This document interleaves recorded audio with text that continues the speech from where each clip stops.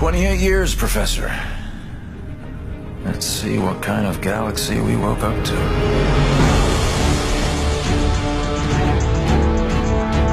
We had a very specific story we wanted to tell, and in particular, new characters that we wanted to introduce. And I think RTS players have higher expectations from story, and we wanted to make sure we did that in the strongest way possible.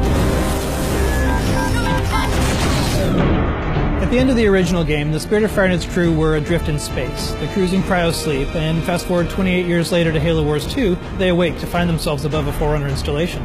Halo fans, especially those who played Halo 3, will recognize it as the Ark.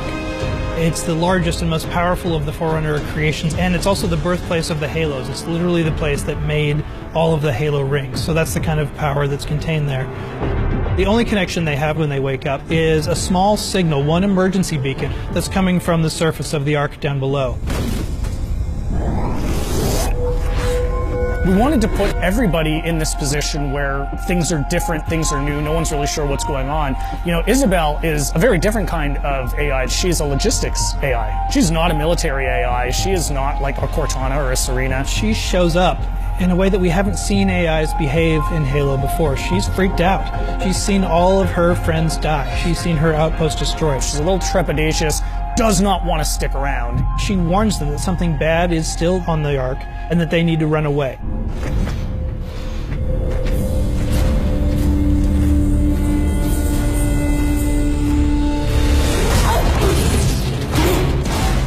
The Spartans from Halo Wars, last time you saw them was in the original Halo Wars, just tearing down a pack of elites.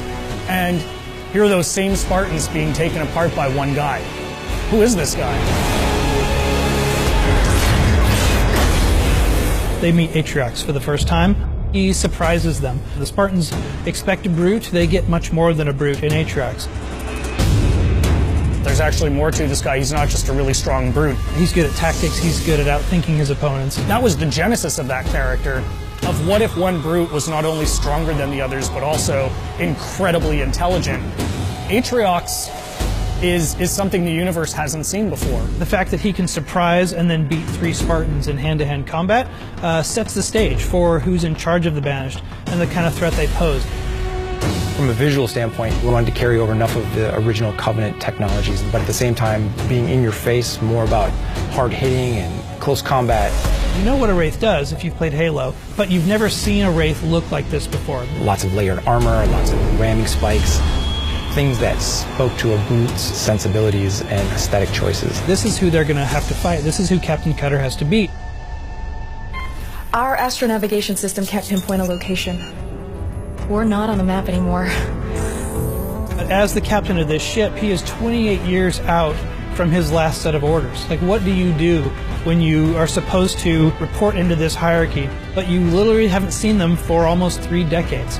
We didn't drift out of the galaxy in 28 years, Professor. The crew wakes up, they have no idea what's going on, and he comes across this massive banished force. He's always chosen his crew over his own advancement. They've been through hell and back, and they wake up in this universe they don't understand, and he's going to do whatever he needs to do to protect his crew. And that sets off a really fascinating face-off.